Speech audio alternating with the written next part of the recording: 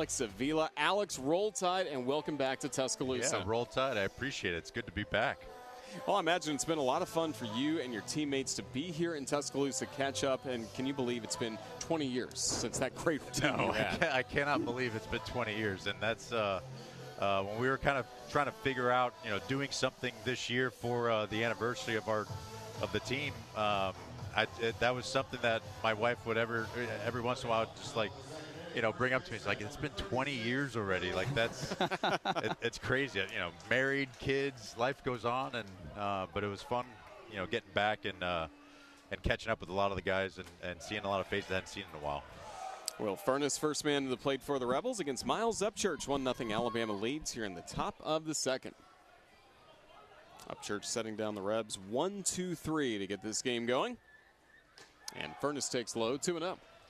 Well, a guy that's no stranger up in the booth and doing work on the MLB network. I mean, obviously you had the career that you had at Alabama as a legend, a 13-year MLB career, AL Silver Slugger in 2011. 2-0, fouled away, 2-1.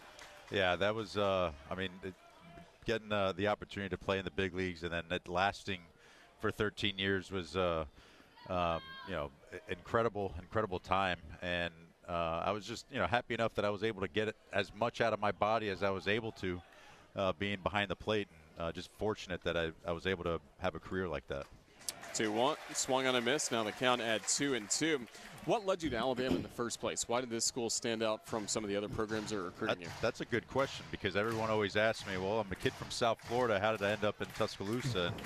And, really it was Todd Butler and Coach Gatewood. Furness strikes out, one gone. They saw me at the East Coast Showcase in Wilmington, North Carolina. And at the time, I was getting recruited more heavily by teams up north like Michigan, Ohio State, Notre Dame. And, once I started getting recruited from Alabama, I remember, setting up a visit to come here along right after I had, visits to all the other schools. Everything was kind of lined up to visit all the schools. I came here and I canceled the rest of them. Wow. And just fell in love with everything that University of Alabama had to offer. And the other thing, Coach Wells was like, hey, I'm going to give you an opportunity to start as a freshman. That's really all I wanted to hear. And had a pretty good freshman year, the team that's getting recognized along with the teammates that you had. Can you talk a little bit? I've heard this from Coach Dax Norris, so he's my former coach after this pitch. You came in and really developed as a catcher. Is that? Well, I came in actually as a two-way player playing third base and pitching. And that ended up just being infield, and pitching career didn't last too long. But then on that team particular in 06. Federico bounces it to second. Holt makes the play for out number 2. Matt Downs was playing third base. You had, Spencer Pennington was over at first, so I DH'd a lot in that first year. But then, my sophomore year played the infield. And then going into my junior year was when Coach Jim Wells had thoughts of me playing catcher because we just didn't have much catching depth. And I remember getting the call while I was playing in the Cape Cod League that summer from Coach Wells, just being, hey, you're gonna hit third, fourth in the lineup. What do you think about catching, DHing a little bit? And we had Jake Smith was coming in. He was going to be starting as a freshman as well. I'm like, let's do it. And Dax was, tasked of making me into a catcher. Going into that fall, never had caught before, and I had to learn how to catch in order to be the starting catcher for the spring. How about that? 0-2 on Colin Reuter as it's 1-0 Alabama in the top of the second. Miles Upchurch setting down the first 5 he has faced in a row. But back in those days, there was a lot that I had to learn, obviously, to catch in the SEC that spring. So Dax would have me he would have me catch every single bullpen before every practice. So each pitcher would throw one at a time, and I'd catch all the bullpens. Just to be able to get used to the pitches, but also practicing catching, blocking, all that kind of stuff, more like game speed. And then after I'd hit batting practice, I'd catch coach's batting practice. Wow. Oh my gosh. Really just to get used to the bat coming in front of me and getting used to, about to catch a ball and the bat coming through, foul balls, all that kind of stuff, and getting over the fear of the ball. And then after the practice, Dax would have me blocking. We'd be doing throwing drills, footwork, fundamentals, and it was a crash course within 2.5 months to be the starting catcher that spring. And I'd say, like, I got drafted after that season, and then 4 months later, I was in the big leagues, and it was like a whirlwind. Wow. Go from one Jim to another. Jim Leland becomes your manager after Jim Wells here at Alabama. 2-2 from Upchurch is rolled to the shortstop, Justin LeBron. He'll make the play, and that will close out the inning. We'll continue our conversation with Alex Avila. Alabama 1, Ole Miss nothing. We start at the bottom of the second. Roger Hoover and David Kindred continuing our conversation with Alex Avila. And I know, David, this matchup, Alabama against Ole Miss, brought up an immediate memory for you concerning Mr. Avila. Yeah, I talked to Dave Kellum, who's the radio voice for baseball for Ole Miss, and I told him Alex Avila is going to be up here in the booth with us, and he goes, oh, my gosh, I know Alex Avila. A matchup in Oxford in 2007. It was the matchup, the Titans. It was really Tommy Hunter versus Lance Lynn, who had a long MLB career. Lance Lynn ended up going 9 innings in that game, but somebody sitting right next to us, Alex Avila, took him yard. I remember I was sitting in the Ole Miss dugout as a young pup over there. I was like, oh, my gosh, this is what real college baseball is all about. It was a laser into right field, but just kind of just talking about those type of memories that you have. You talked about remembering your teammates, those type of games. Like, what was the kind of juice like in college versus the MLB? Well, I mean, I think playing in the SEC certainly prepares you for the type of attention that you're gonna have playing in Major League Baseball. Not so much professional baseball in the minor leagues, because that's a real grind. But once you hit the big leagues, I think guys that play in the SEC are more apt to adapt to the environment. But Eric Hines sending it high into left field. It'll stay in the yard as Topher Jones will make the catch. We get excited anytime the ball hits off his bat, Eric Hines. But that game in particular, I remember that game very well, because that game certainly felt like, you knew you were watching Major League talent, especially with Tommy and Lance, going head-to-head. And Ole Miss had an incredible team that year.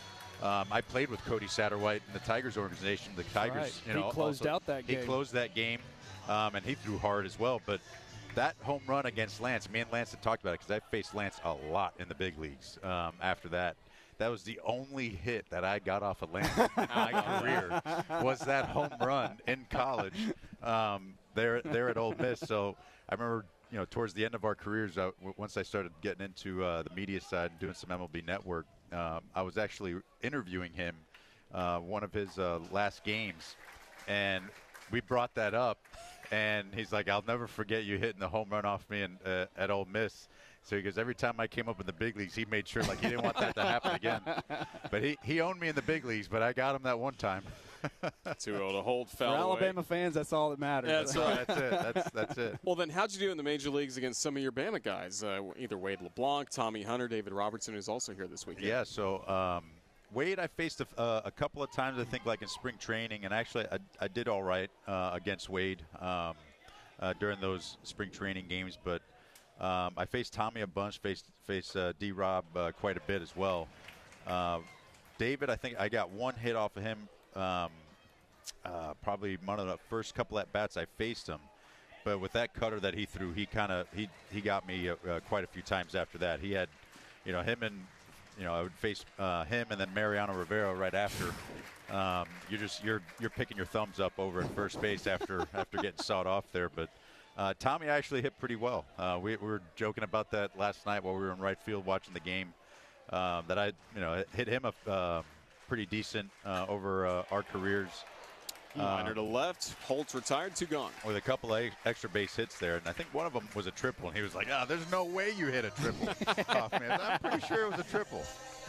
1-0 Crimson Tide over Ole Miss as we're in the bottom of the second, catching up with longtime Major Leaguer, former Crimson Tide catcher Alex Avila. And Alex, just what has this program meant to you, kind of the more years now you're removed from your playing days, college days here in Tuscaloosa? How much are you keeping up with what this group is currently doing right now? I mean, definitely been keeping up with them. So I was talking with Coach Vaughn earlier today, just congratulating him on a good season, and been keeping up with the team. I know it's been kind of like a little up and down over the course of the year, but the fact they're finishing off as strong as they are, going into the tournament is great to see.